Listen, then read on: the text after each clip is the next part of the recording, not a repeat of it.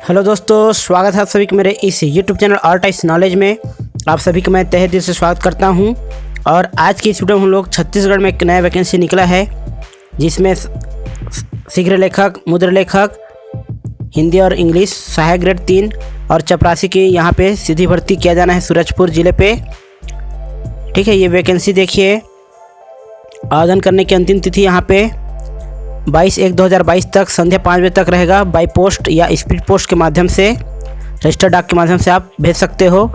ये वैकेंसी आपका 22 तारीख को निकाला गया है दिसंबर में। ये इसका क्रमांक है 1153 2/11/01/2021।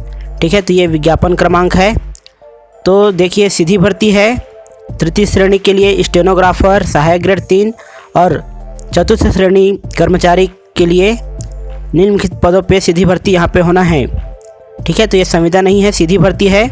एक बार नौकरी लगने के बाद पूरा परमानेंट रहेगा। देखिए कौन कौन सा कितना कितना पोस्ट है, देख लीजिए। यहाँ पे स्टेनोग्राफर हिंदी, स्टेनोग्राफर इंग्लिश और सहायक ग्रेड 3 और भृत्य के लिए यहाँ पे इतने सारे पोस्ट निकाला गया है। ठीक है, 5 पोस्ट उसके लिए है, भृत्य के लिए इस तरह से है। तो यदि आप 5वीं पास कर लिए हो, DCA किए हो, कॉलेज पास कर लिए हो, तो ये विज्ञापन आप ही के लिए है। तो इस वीडियो को पूरा अंत तक जरूर देखेगा। इसमें मैं पूरा जानकारी देने वाला हूँ कि फॉर्म कैसे भरना है, क्या क्या रिक्वायरमेंट है, कितना एज है, वेतन क्या है, सारी जानकारी हम इस वीडियो पे कवर करने वाले हैं। ठीक है, तो जो चपरासी के लिए फॉर्म भरना चाहते हैं वो भर सकते हैं, 5वीं पास वाले। बाकी जो कॉलेज पास कर लिए हैं और DCA किए हैं या शीघ्र लेखन का जो कोर्स किए हैं हिंदी और अंग्रेजी में, उनके लिए ये सीधी भर्ती विज्ञापन निकाला गया है दोस्तों।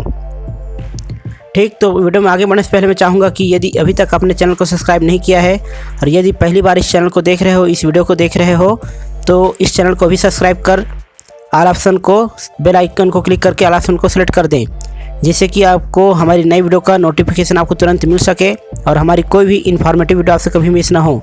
हमारे इस चैनल पे हम लोग ऑल इंडिया लेवल की गवर्नमेंट जॉब, छत्तीसगढ़ में सभी तरह की गवर्नमेंट जॉब, संविदा भर्ती और जो भी निकलता है, पुलिस विभाग, वन विभाग, स्वास्थ्य विभाग, किसी भी डिपार्टमेंट का जो भी वैकेंसी निकलता है उसका वीडियो हम तुरंत यहाँ पे लेकर आते हैं दोस्तों।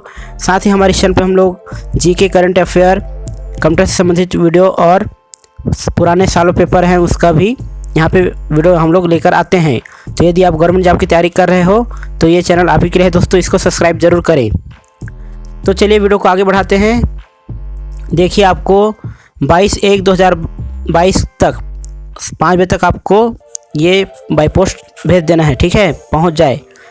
देखिए यहाँ पे अनुसूचित जनजाति, अनुसूचित जाति, अन्य पिछड़ा वर्ग और अनरक्षित पद के लिए विज्ञापन निकाला गया है। तो पहला देखते हैं, यहाँ पे देखिए रिक्त पदों की संख्या है। उसके बाद यहाँ पे अनुसूचित जनजाति का पहला दिया हुआ है कॉलम, जिसमें स्टेनोग्राफर हिंदी के लिए टोटल 5 पोस्ट है, जिसमें से 3 मुक्त अनुसूचित जनजाति के लिए और 1 महिला के लिए है, और 1 पोस्ट जो है अनुसूचित जाति मुक्त के लिए है, मतलब कि किसी भी के लिए है। फिर अगला देखते हैं, स्टेनोग्राफर अंग्रेजी के लिए कुल 2 पोस्ट है, जिसमें 1 पोस्ट अनुसूचित जनजाति के लिए, ठीक है, और 1 पोस्ट जो है यहाँ पे देखिए आरक्षित वर्ग के लिए है। ठीक है, सामान्य वर्ग के लिए 1 पोस्ट निकाला गया है। तो कुल यहाँ पे 2 पोस्ट निकाला गया है। अब देखते हैं सहायक ग्रेड 3, यहाँ पे टोटल 25 पोस्ट निकाला गया है, जिसमें 5 जो पोस्ट है अनुसूचित जनजाति के लिए मुक्त के लिए, 3 जो है महिला के लिए, 1 जो है भूतपूर्व सैनिक के लिए और 1 जो है दिव्यांग के लिए है। टोटल 10 पोस्ट है। और अनुसूचित जाति के लिए 1 पोस्ट है मुक्त के लिए, और अन्य पिछड़ा वर्ग के लिए यहाँ पे देखिए 2 पोस्ट है मुक्त के लिए, 1 महिला के लिए। ठीक है, और अनरिजर्व के लिए यहाँ पे देखिए 6 पोस्ट है मुक्त के लिए और 3 जो है महिला के लिए, 1 जो है दिव्यांग के लिए और 1 जो है भूतपूर्व सैनिक के लिए। टोटल यहाँ पे अनरिजर्व के लिए 11 पोस्ट है, OBC के लिए टोटल 3 पोस्ट है। और अगला देखते हैं, भृत्य के लिए टोटल 11 पोस्ट है, जिसमें से अनुसूचित जनजाति के लिए मुक्त जो 2 है, 2 महिला के लिए और 1 जो है आपका भूतपूर्व सैनिक के लिए है। ठीक है। और इसी तरह से अनरिजर्व के लिए यहाँ पे 3 पोस्ट मुक्त के लिए और 2 पोस्ट महिला, 1 पोस्ट जो है भूतपूर्व सैनिक के लिए है। टोटल यहाँ पे 6 पोस्ट है। तो कुल सभी पोस्ट को आप मिलाएंगे तो यहाँ पे टोटल 43 पोस्ट के आसपास यहाँ पे वैकेंसी निकाला गया है। ठीक है दोस्तों, तो वीडियो पूरा अंत जरूर देखिएगा, मैं अभी पूरा बताने वाला हूँ। तो देखिए आवश्यक सूचना इसके लिए क्या है, इसको देखते हैं। शर्तें और पात्रता, ठीक है। और पदों की संख्या जो है कम ज़्यादा हो सकता है। और परीक्षा तिथि में परिवर्तन करने का अधिकार जो है सूरजपुर के पास रहेगा, ठीक है, न्यायिक क्षेत्र जो भी है। तो देखिए पहला स्टेनोग्राफर हिंदी के पद के लिए वेतन 7वां लेवल का रहेगा, मतलब कि 28,700 से लेके 91,300। ग्रेड वेतन जो है 2800 है। योग्यता देखिए यहाँ पे किसी भी मान्यता प्राप्त विश्वविद्यालय से आरक्षित के लिए यहाँ पे 40% और अनारक्षित वर्ग के लिए न्यूनतम 45% अंकों के साथ परीक्षा उत्तीर्ण होना अनिवार्य है। साथ ही छत्तीसगढ़ या मध्य प्रदेश शीघ्र लेखन या तथा मुद्र लेखन परीक्षा बोर्ड या शासन द्वारा मान्यता प्राप्त किसी भी उसके समकक्ष बोर्ड द्वारा हिंदी शीघ्र लेखन एवं मुद्र लेखन परीक्षा उत्तीर्ण करने का प्रमाण पत्र होना अनिवार्य है। साथ ही यदि कोई DCA किए हैं, 1 वर्षीय कोर्स किए हैं डिप्लोमा कंप्यूटर में, जिनको MS वर्ड इंटरनेट का न्यूनतम कंप्यूटर का ज्ञान आवश्यक है, ठीक है, तो इसके लिए फॉर्म डाल सकते हैं। अब देखिए स्टेनोग्राफर अंग्रेजी पद के लिए, तो इसमें भी वेतनमान सेम रहेगा, लेवल 7 है। ग्रेड वेतन 2800 है। योग्यता इसमें भी सेम टू सेम है, मतलब कि आपका कॉलेज पास होना चाहिए। आरक्षित वर्ग के लिए हो तो 40% और अनारक्षित वर्ग के लिए 45% अंकों के साथ आपके स्नातक परीक्षा उत्तीर्ण होना अनिवार्य है। साथ ही यहाँ पे देखिए मुद्र लेखन शीघ्र लेखन परीक्षा बोर्ड शासन से आपका अंग्रेजी में शीघ्र लेखन एवं मुद्र लेखन की परीक्षा उत्तीर्ण होना अनिवार्य, उसका प्रमाण पत्र होना अनिवार्य है। और साथ ही यदि कोई DCA किए हैं 1 वर्षीय डिप्लोमा, तो भी इसमें फॉर्म डाल सकते हैं। MS वर्ड या तो इंटरनेट, ये सब कंप्यूटर के सामान्य जानकारी उनको होना आवश्यक है, ठीक है। अगला देखते हैं दोस्तों, तो यदि आप ये कोर्स किए हो तो इसमें ज़रूर फॉर्म डालिए, सीधी भर्ती है ये। देखिए सहायक ग्रेड 3 पद के लिए देखिए इसका वेतनमान लेवल 4 है, इनका वेतन थोड़ा कम है, 5200 से लेके 20,200। ग्रेड वेतन जो है 1900 है। योग्यता इसमें देखिए इसमें भी वही बोला गया है, आरक्षित वर्ग के अभ्यर्थी के लिए न्यूनतम 40% और अनारक्षित वर्ग के अभ्यर्थी के लिए न्यूनतम 45% के साथ आपका स्नातक होना अनिवार्य है। साथ ही शीघ्र लेखन मुद्र लेखन बोर्ड से यहाँ पे उसका प्रमाण पत्र होना अनिवार्य है, साथ ही कंप्यूटर का। तो इस तरह से वो सब सेम है। अब देखते हैं चपरासी के लिए। भृत्य के लिए देखिए वेतन जो है 1 है, मतलब कि 15,600 से लेके 49,400। ग्रेड वेतन 1,300 रुपया है, ठीक है। योग्यता देखिए यहाँ पे 5वीं पास बोला गया है। साथ ही रोजगार कार्यालय में इनका जीवित पंजीयन होना अनिवार्य है। तो अगला देखते हैं अब क्या बोला गया है। टिप देखिए, यदि कोई अभ्यर्थी एक से अधिक आवेदन करना चाहते हैं तो उनको अलग अलग आवेदन करना होगा, ठीक है। अलग अलग लिफाफे में एक ही लिफाफा में कर देंगे तो आवेदन स्वीकार नहीं किया जाएगा। अब देखते हैं यहाँ पे महत्वपूर्ण इसमें बोला गया है, यह सुनिश्चित करने की जिम्मेदारी स्वयं आवेदक की होगी कि वे आवेदित पद के लिए निर्धारित अर्हता रखते हैं कि नहीं रखते, शर्तों को पूरा करते हैं कि नहीं करते हैं, ठीक। तो आप स्वयं जांच कर लीजिए कि आप इसके एलिजिबल हो कि नहीं हो, ठीक है। फिर इसमें आप फॉर्म डाल सकते हो। ये ऑफलाइन है दोस्तों, आपको पेपर जो रहेगा फॉर्मेट इसमें नीचे में दिया है PDF में, इसका लिंक मैं डिस्क्रिप्शन बॉक्स में दे दिया हूँ, आप वहाँ से जाके डाउनलोड कर सकते हो PDF को, ठीक है। और देखिए यहाँ पे महिला अभ्यर्थी का जो पद है, यदि उसमें कोई अभ्यर्थी नहीं मिलता है महिला अभ्यर्थी, तो ऐसी स्थिति में वहाँ पे पुरुष अभ्यर्थी को भी चयन किया जा सकता है, ठीक है। अब देखते हैं उम्र, इसमें क्या बोला गया है। तो आवेदक जो भी हैं उनका जीवित पंजीयन होना अनिवार्य है, ठीक है। और जो शासकीय कार्यरत उनके लिए छूट रहेगा ये। अभ्यर्थी का कार्यालय का जीवित पंजीयन क्रमांक दिनांक उल्लेख करते हुए रोजगार कार्यालय का पंजीयन प्रमाण पत्र स्वयं प्रमाणित करके संलग्न करना रहेगा। और ऐसे उम्मीदवार जिनका विवाह के जो निर्धारित उम्र है उससे पूर्व शादी कर लिए हैं तो वे पात्र नहीं होंगे, या ऐसे पुरुष जिनका एक से अधिक जीवित पत्नी है तो ऐसे व्यक्ति जो विवाह किए हैं वो भी इसके लिए पात्र नहीं होंगे। और ऐसे लड़कियां जिनका पूरा मतलब पत्नी जीवित है उसके बाद भी शादी कर लिए हैं तो वो भी पात्र नहीं होंगे, ठीक है। उम्र जो है आपका 1/1/2021 को 18 वर्ष पूर्ण हो जाना चाहिए, परंतु 35 वर्ष से अधिक नहीं होना चाहिए। ये आरक्षित वर्ग के लिए है, ठीक है। लेकिन जो ST SC OBC हैं इनको यहाँ पे 5 साल का छूट दिया जाएगा। सबका अलग अलग यहाँ पे छूट दिया हुआ है, सबका कैटेगरी वाइज वर्गवार छूट यहाँ पे दिया जाएगा। अभी मैं इसको बताने वाला हूँ, ठीक। देखिए, तो यहाँ पे अधिकतम छूट सभी को मिला के 45 वर्ष से अधिक नहीं होना चाहिए। किसी भी कैटेगरी कोई भी कुछ भी हो, 45 वर्ष से अधिक उम्र वाली से फॉर्म नहीं डाल सकते, ठीक है। तो देखिए, छूट जो है यहाँ पे 5 साल का रहेगा, ठीक है दोस्तों। और जो छटनी किए हुए शासकीय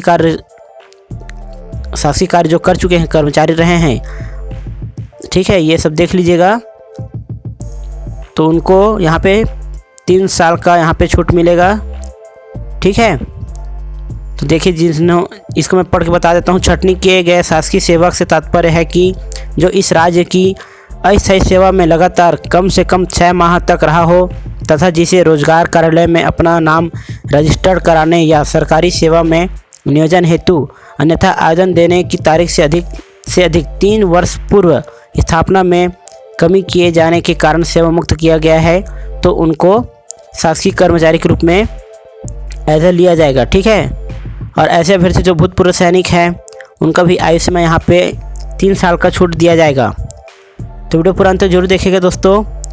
और वीडियो को पहली बार देख रहे हो तो इस चैनल को सब्सक्राइब कर ले। हमारे चैनल पे इसी तरह की वीडियो अपलोड करते रहते हैं, ठीक है। यहाँ पे जॉब से संबंधित वीडियो ही हम लोग अपलोड करते हैं, ठीक है। और महिलाओं के लिए यहाँ पे दिया हुआ है कि उनका अधिकतम छूट जो है 10 वर्ष तक का रहेगा, ठीक है। जो विधवा है, विधवा मतलब कि जो जिनका तलाकशुदा है ना, परित्यक्ता जिनका परित्याग कर चुके हैं, तो उनका 5 वर्ष का यहाँ पे छूट रहेगा। तो इस तरह से यहाँ पे छूट दिया हुआ है, आप देख लीजिएगा अपने हिसाब से। मैं आगे देखता हूँ इसका और क्या दिया हुआ है। और देखिए, जिनका राजीव गांधी ये सब पुरस्कार है, ठीक है, राजीव पांडे पुरस्कार, गुंडाधुर सम्मान, ये सब, तो उनको भी 5 साल का यहाँ पे छूट दिया जाएगा। और समान ST SC कैटेगरी वालों को भी यहाँ पे अधिकतम 5 वर्ष की छूट दी जाएगी। तो ये आयु सीमा की छूट है। अब देखते हैं आवेदन पत्र प्रस्तुत करने की प्रक्रिया। तो विज्ञापन के साथ संलग्न प्रारूप में पूर्णतः एवं स्पष्ट भरे हुए आवेदन पत्र बंद लिफाफे में, जिसके ऊपर आयोजित पद का नाम मोटे अक्षर में उल्लेखित हो, मतलब कि आपको मोटे अक्षर में इसको मतलब कि डार्क में लिखना है, ठीक है, रिपीट करके उसी पे। और इसको आपको फिर भेज देना है बाई पोस्ट या रजिस्टर डाक के माध्यम से। और ये जो है 22/1/2022 तक पहुंच जाना चाहिए हर हाल में। उसके बाद पहुंचने पर इस पर भी विचार नहीं किया जाएगा, ठीक है दोस्तों। और इसमें आपको आपका जन्म तिथि प्रमाण पत्र जो 10वीं का हो गया, शैक्षणिक योग्यता प्रमाण पत्र, जाति प्रमाण पत्र, निवास हो गया, रोजगार कार्यालय का प्रमाण पत्र, शासकीय में जो कार्यरत हैं उनको छोड़कर, ठीक है। और बाकी दिव्यांग उनको अपना दिव्यांग प्रमाण पत्र सभी को स्वप्रमाणित करके उनका छाया प्रति आपको संलग्न करना रहेगा, ठीक है। चयन की विधि प्रक्रिया देख लेते हैं। तो स्टेनोग्राफर हिंदी और अंग्रेजी दोनों के लिए तथा साथ में सहायक ग्रेड 3 पद के लिए क्या रहेगा, यहाँ पे देखिए, उनका कौशल परीक्षा लिया जाएगा, ठीक है। तो बहुत जैसे अधिक आवेदन होता है तो उनका वस्तुनिष्ठ सामान्य ज्ञान और स्क्रीन टेस्ट होगा, परीक्षा लिया जाएगा, ठीक है। उसके आधार पर फिर 10 गुना अनुपात में आवेदक को अगले चरण के लिए बुलाया जाएगा। तो देखिए, यहाँ पे हिंदी स्टेनोग्राफर पद हेतु कौशल परीक्षा 250 अंकों की रहेगी, जिसमें उम्मीदवारों को 100 शब्द प्रति मिनट की गति से 5 मिनट का हिंदी श्रुत लेख दिया जाएगा, ठीक है। जिसे परीक्षा निर्धारित समय तक मतलब कि 45 मिनट तक आपको समय दिया जाएगा। उसमें शुद्ध कंप्यूटर पर ubuntu open source operating system के लिब्रे ऑफिस में टाइप करना होगा। सेम ऐसी अंग्रेजी स्टेनोग्राफर के लिए भी है। इनका भी परीक्षा का जो अंक है 250 अंक का रहेगा। 100 शब्द प्रति मिनट की गति से आपको 5 मिनट का अंग्रेजी श्रुत लेख दिया जाएगा, ठीक है। जिसे आपको 45 मिनट के अंदर शुद्धता से ubuntu open source operating system के लिए लिब्रे ऑफिस में टाइप करना होगा। साथ ही यहाँ पे देखिए, सहायक ग्रेड 3 के लिए इनका कौशल परीक्षा जो है 125 अंक का होगा। इनको 250 शब्दों का एक गद्यांश दिया जाएगा, जो कि 10 मिनट का इनका समय सीमा रहेगा, ठीक है। इनको भी कंप्यूटर ओपन सोर्स पर ubuntu open source operating system जो होता है ना, लाइनक्स का, के लिब्रे ऑफिस में टाइप करना होगा। तो ये तो इनका हो गया कौशल परीक्षा, ठीक है। फिर इसके आधार पर कौशल परीक्षा के प्राप्त अंकों के आधार पर यहाँ पे वर्गवार यहाँ पे मेरिट सूची तैयार की जाएगी। अब देखिए वृत्ति पद के लिए देखिए बहुत सारे जैसे आवेदन हो जाते हैं, इनमें भी बहुत सारे होते हैं, तो उनका सामान्य साक्षात्कार के लिए अतिरिक्त परीक्षा भी लिया जा सकता है, ठीक है। या शारीरिक और बौद्धिक दक्षता से संबंधित जो भी प्रश्न यहाँ पे लिया जा सकता है। टिप देखिए यहाँ पे स्टेनोग्राफर हिंदी, अंग्रेजी या सहायक ग्रेड 3 एवं वृत्ति पद हेतु आयोजित परीक्षा एक अभ्यर्थी यदि एक से अधिक आवेदन किए हैं तो उनको सभी में अलग अलग परीक्षा देना होगा, ठीक है। और सभी में जिसमें पास होंगे उनका उसमें सिलेक्शन होगा, ठीक है। अब देखिए अपूर्ण और त्रुटिपूर्ण जानकारी देने पे क्या होगा। तो प्रत्येक आवेदक को चाहिए कि वह विज्ञापन में दिए गए निर्देश तथा आवेदन पत्र में सभी जानकारी देखकर अत्यंत सावधानीपूर्वक सही एवं पूर्ण जानकारी भरें। यदि आवेदन पत्र में कोई जानकारी अपूर्ण या त्रुटिपूर्ण दी जाती है तो उसकी पूरी जिम्मेदारी आवेदक की होगी और त्रुटिपूर्ण अपूर्णता के आधार पर आवेदक बिना सूचना दिए आवेदन पत्र जो है चयन निरस्त किया जा सकेगा, ठीक है। तो आपको बिल्कुल सावधानी से आपको फॉर्म भरना रहेगा, ऑफलाइन भराएगा, ठीक है। अब आगे देखते हैं यहाँ पे आवश्यक सूचना। तो देखिए ए ऑप्शन दिया है यहाँ पे चयन हेतु अभ्यर्थी की पात्रता संबंध में अंतिम निर्णय लेने का अधिकार जो है जिला एवं सत्र न्यायाधीश सूरजपुर को होगा। मेरिट सूची के 7% सूची भी जारी की जाएगी जो कि अधिकतम 1 वर्ष के लिए वैध रहेगा। और आपका यहाँ पे 3 वर्ष की परीक्षा अवधि रहेगी, ठीक है, जिसमें प्रथम वर्ष आपको आपके न्यूनतम वेतन का 70%, द्वितीय वर्ष 80% और तृतीय वर्ष 90% दिया जाएगा। साथ ही इसमें अन्य सरकारी जो भी सेवक जो भत्ते होते हैं वो भी प्राप्त होते रहेंगे। और परिवीक्षा अवधि सफलतापूर्वक पूर्ण न होने पर परिवीक्षा अवधि को फिर से 1 साल के लिए बढ़ा दिया जाएगा और उसमें भी संतुष्ट नहीं होने पे आपका जो है कार्य जो है बिना बताए समाप्त किया जा सकता है, ठीक है। और सही लगने पे आपका जो है परमानेंट फिर कर दिया जाएगा, ठीक है दोस्तों। तो इसको आप समझ लीजिए, ये काफ़ी महत्वपूर्ण जानकारी है। अब आगे देखते हैं इसमें डी में क्या बोला गया है। चयन हेतु अभ्यर्थी वरीयता सूची, तो इसको आप देख लीजिएगा, ठीक है। यहाँ पे ABC करके पूरा आवश्यक जो है दिशा निर्देश है वो बताया गया है। तो वरीयता सूची में समान अंक होने पर जन्म तिथि के आधार पर वरीयता दी जाएगी, ठीक है। तो जिनका जन्म तिथि में जो बड़े होंगे उनको पहले प्राथमिकता दिया जाएगा और जिनका जाति प्रमाण पत्र है उनका जाति सत्यापन होना अनिवार्य है, ठीक है, रायपुर के द्वारा जो होता है वो। और आवेदन पत्रों में परीक्षा उपरांत पात्र अभ्यर्थी जो सूचना होगा वो नोटिस बोर्ड पर चस्पा कर दिया जाएगा, ठीक है, सूरजपुर में, या फिर इनके वेबसाइट पे भी अपलोड कर दिया जाएगा जो कि http://district.ecourts.gv.in/सूरजपुर है पर अपलोड कर दिया जाएगा, ठीक है। और दावपत्ती आपको करना है तो आप शाम 5 बजे तक इसमें जो भी दावपत्ती कर सकते हैं जब अपलोड कर दिया जाएगा तब। अगला देखिए यहाँ पे बोला गया है परीक्षा में अभ्यर्थी को अपने स्वयं के खर्च पर ही परीक्षा में शामिल होना रहेगा, उपस्थित होना रहेगा, उसके लिए कोई भी यात्रा भत्ता जो है नहीं दिया जाएगा, ठीक है। और प्रतियोगी परीक्षा में संबंधित अभिलेख अंतिम चयन परिणाम जो है 6 माह के पश्चात विनिर्दिष्टीकरण किए जाने योग्य होंगे, ठीक है। उसके पश्चात सूचना जो है के अधिकार अधिनियम के तहत चयन प्रक्रिया संबंधी जो भी यहाँ पे बोला गया दस्तावेज आयोजन जो है मान्य नहीं होगा, ऐसा यहाँ पे बोला गया है। तो ये तो थी इसकी जानकारी, जो भी महत्वपूर्ण जानकारी थी, ठीक है। ये जिला न्यायालय सूरजपुर, जिला सूरजपुर छत्तीसगढ़, उसका यहाँ पे सील है। फिर देखिए ये आवेदन फॉर्म है, इसको आप डाउनलोड कर सकते हो, मैं इसका लिंक दे दिया हूँ डिस्क्रिप्शन बॉक्स में PDF का। यहाँ पे आपका पासपोर्ट साइज़ फ़ोटो चिपकाना रहेगा स्वप्रमाणित करके, ठीक है, सेल्फ अटेस्टेड करेंगे यहाँ पे फ़ोटो पे और चिपकाएंगे। यहाँ पे आपका नाम रहेगा, यहाँ पे पूरा नाम हिंदी में, फिर अंग्रेजी में कैपिटल लेटर मतलब कि बड़े बड़े अक्षरों में लिखना है। फिर यहाँ पे आपका लिंग जो है आपका महिला पुरुष जो भी है, फिर आपका पति पिता का नाम, पत्र, हर हिंदी में, ईसाई पता, फिर जन्म तिथि अंकों में लिखना है यहाँ पे, फिर शब्दों में लिखना है, फिर दिनांक 1/1/2021 को आपकी वर्ष, माह और दिन कितना है वो आपको लिखना है। फिर आपका मूल निवास है तो हाँ, नहीं तो नहीं, ठीक है।